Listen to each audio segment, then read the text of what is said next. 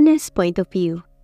Habang nagkakasiyahan sina Evan sa sala, kasama ang mga kaibigan nito at ang sinasabing girlfriend nito na walang iba kundi ang babaeng Jessica pala ang pangalan, ay ipinasya kong maglibot na muna sa paligid ng kabahayan para mag-inspection. Baka kasi may mga nagmamanman na mga tao sa labas ng bahay at naghihintay lamang ng tamang pagkakataon para umatake. Nilibot ko ang labas ng malaking bahay ng mga Villamor at natuwa ko nang makita kong wala namang kahinahinalang tao na umaaligid sa paligid. Talasan ninyo ang inyong mga mata para kapag may naispatan kayong tao na kahinahilala ang kilos, ay may report ninyo kaagad sa akin. Utos ko sa ilang gwardiya na nakatayo sa guardhouse na malapit sa mataas na gate ng mga Villamor. Huwag kang mag-alala, Ana. Hindi makakalusot sa matatalas naming mga mata kung may kahinahinalang tao. Nakangiting sagot sa akin ni Resto na siyang pinakapinuno ng mga gwardiya roon. Good! Nasisiyahang tugon ko sa kanya. Natutuwa ako na hindi na ito naiilang na tawagin ako sa aking pangalan. Nang una kasi ay ayaw akong tawagin sa pangalan ko ng mga gwardiya at kawaksi ng bahay ng mga Villamor dahil nahihiya sila. Gusto nilang ma'am lang ang itawag sa akin dahil sa isa akong pulis at hindi isang ordinaryong bodyguard lamang. Ngunit mahigpit kong ipinagbilin sa kanila na wag akong tatawagin ng ma'am dahil hindi nila ako amo at katulad nila ay nangangamuhan lang din ako. Kaya para sa akin ay pare-pareho lamang ang rank namin sa bahay na ito. Pagkatapos kong makipag-usap kay Resto ay naglakad na ako pabalik sa loob ng bahay. Naabutan kong nagtatawan na natagkakantsawan ng grupo ni na Evan. Pagkatapos ay bigla na lamang nahinto nang makita nilang pumasok ako sa pintuan. Dead mo na naglakad ako papunta sa kusina para kumuha ng maiinom na tubig. Pagdaan ko muli sa sala ay deadma pa rin ako. Tumayo ako sa may sulok para lihim na obserbahan ang mga kaibigan ng binata. Mahirap na't sa panahon ngayon kahit na sino ay mabibili na ng pera. Ang swerte naman ng bodyguard mo, Evan. Wala namang ginagawa pero sumasahod ng malaki.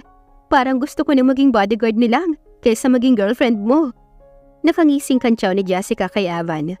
Obvious naman ay pinaririnig sa akin ang mga sinabi nito. Naglakad ako palapit kay Jessica na may plastic na ngiti sa aking mga labi. Bakit hindi mo subukang maging bodyguard niya para maranasan mo kung paano sumalo ng bote? At kapag sinuwerte ka pa, ay hindi lang bote ang sasaluhin mo, kundi maging ang bala. Tignan ko lang kung hindi ka maihis sa pantalon mo sa sobrang takot. Matalas ang dila na sagot ko sa babae. Ayaw na ayaw ko kasi yung pinariringgan ako sa halip na sabihin sa akin ng diretsyo. Oops, tinamaan ka ba? Nag-react ka kasi. Nakangisi at palaban namang sagot ni Jessica na tumayo pa't hinarap ako. Wala ka naman talagang ginagawa tulad ngayon, pero sumasahod ka ng malaki. I'm sure na hindi pagiging bodyguard niya ang motive mo, kundi iba. Gusto mo yatang mapabilang sa mga nagiging girlfriend niya, diba? Dugtong pa nito, matapos akong suyuri ng nanguuring tingin mula ulo hanggang paa, pabalik sa aking ulo. Hindi ko napigilan ng mapaismed sa kanyang sinabi. Talagang iniisip nito na lahat ng babae ay katulad nitong Chip. Una, nagtatrabaho ako ngayon. Binabantayan ko siya. Dahil maalay ko ba, kung isa sa mga bisita niya ngayon ay nabayaran ng taong nagtatangka sa buhay ni Evan. At pangalawa, hindi lahat ng mga babae ay Chip. Kaya pwede bang alisin mo dyan sa utak mo ang ideyang yan? Nakakapangilabot.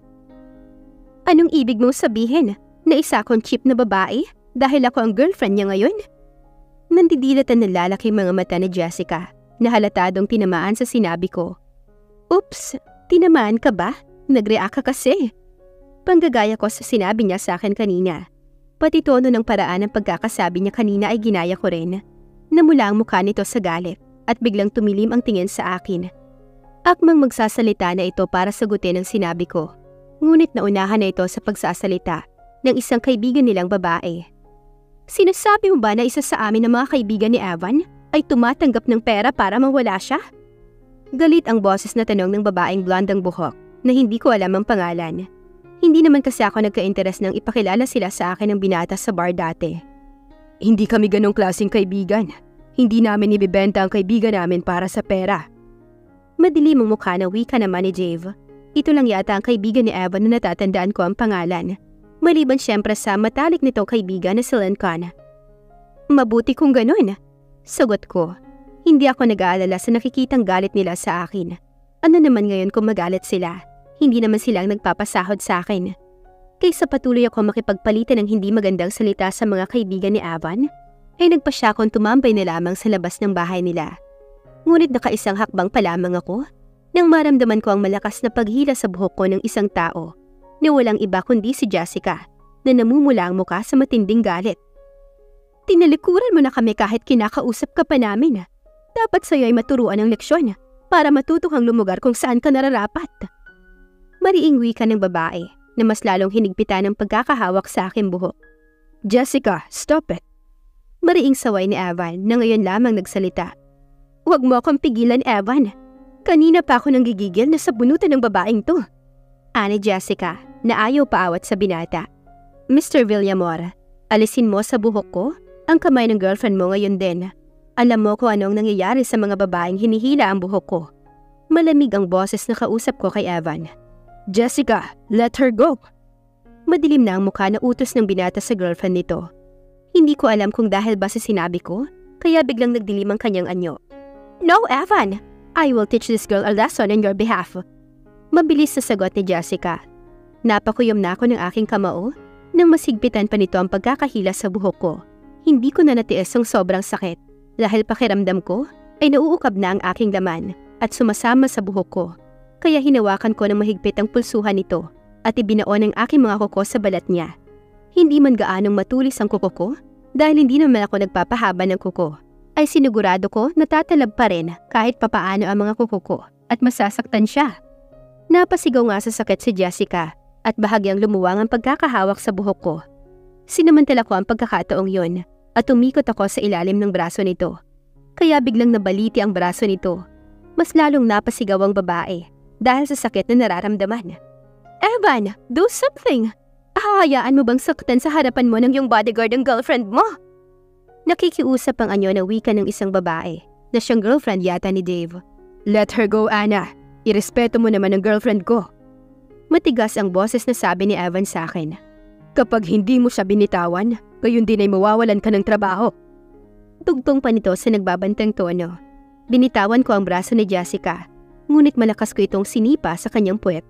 Tumila po nito papunta kay Evan, kaya parehong natumba ang dalawa sa sofa. Ang taong hindi marunong rumespeto sa kapwa niya ay hindi rin nire-respeto. Sadly, hindi marunong rumespeto ang girlfriend mo. Hindi siya yata naturuan ng mga magulang niya or talagang nature niya ang pagkakaroon ng masamang ugali. Malamig pa sa yelo ang boses na kausap ko kay Evan. Pagkatapos ay walang paalam na tinalikuran ko sila at umakyat ako ng hagdan. Iyo, hindi pa tayo tapos! Narinig ko ang sigaw ni Jessica, ngunit hindi ko na lamang iyon pinansin. Shut up, Jessica! Shut up!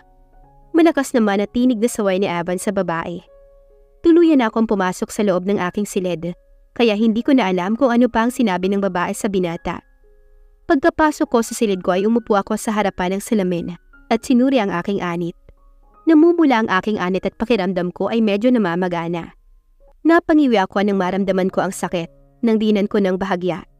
Bigla akong napatingin sa pintuan nang bumukas iyon. At pumasok si Evan na may dala na kung anong tela sa kamay nito. Anong kailangan mo? Sisermonan mo ba ako dahil sa ginawa ko sa girlfriend mo? Inis na tanong ko sa kanya. Bumuntong hininga lamang ang binata at lumapit sa tabi ko.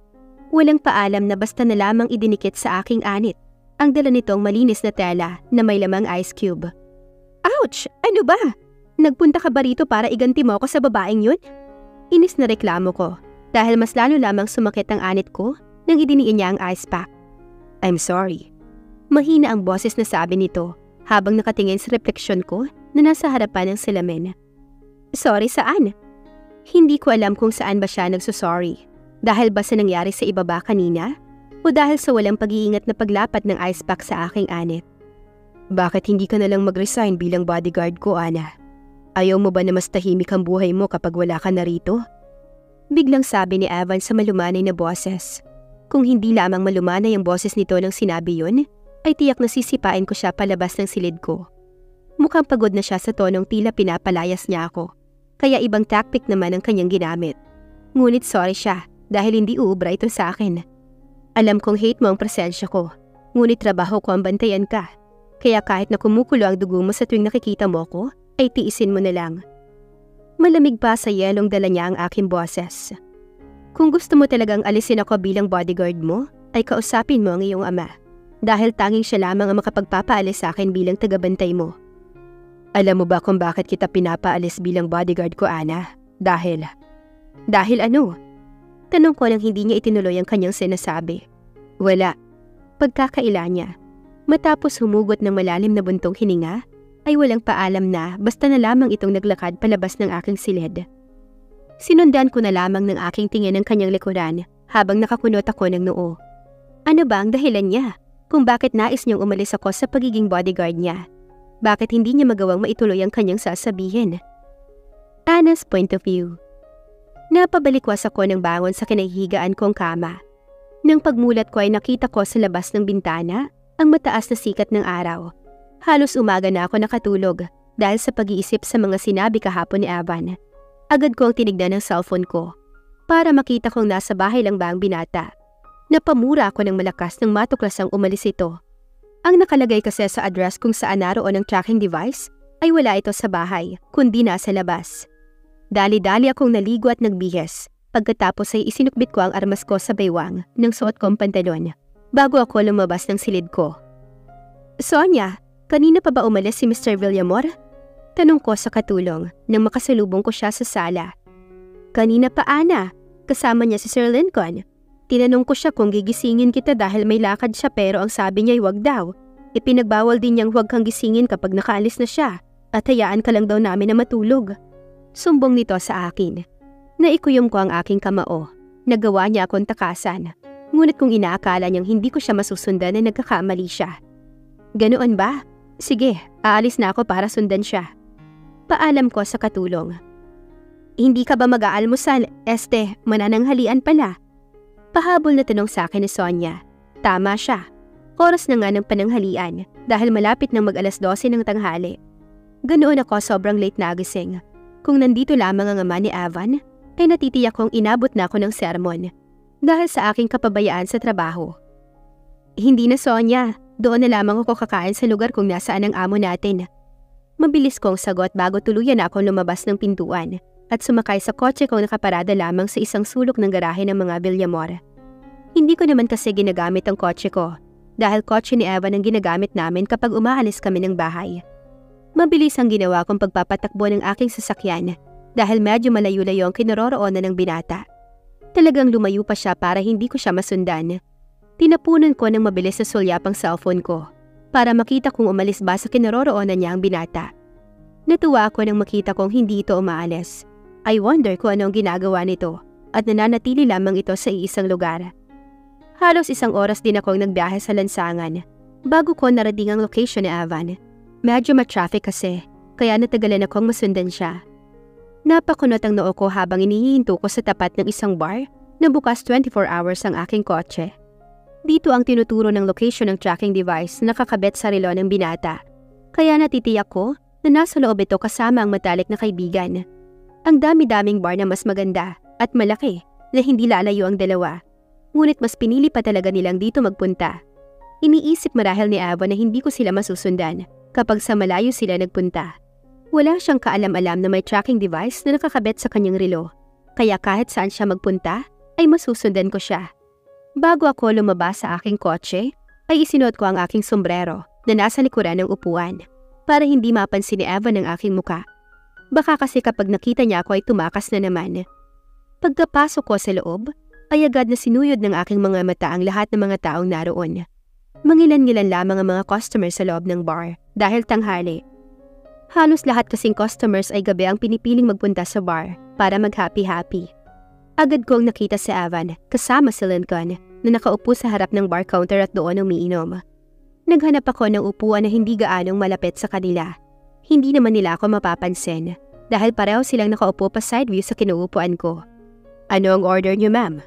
Magalang na tanong sa akin ng waiter na lumapit sa akin. Isang rice at 4 na barbecue lang. Mabilis kong sagot sa waiter habang ang paningin ko ay naroon kay Evan.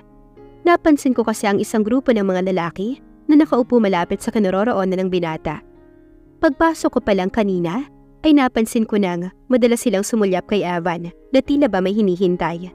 Siguro hinihintay ng mga ito Namalasing ang binata bago atakihan. "Drinks, ma'am? Saka o-order ba kayo ng alak?" Nakangiting tanong sa akin ng waiter. "Pineapple juice na lang at saka walang beer. Gusto ko lang kumain ng lunch dito sa bar." Mabilis kong sagot sabay paliwanag sa kanya. Tiyak kasi na magtataka ito kung bakit sa loob pa ng bar ako kumain ng lunch. Gayong pwede namang sa mga restaurant na lang sa labas. "Okay, ma'am," sagot ng waiter bago tuluyang umalis sa harapan ko.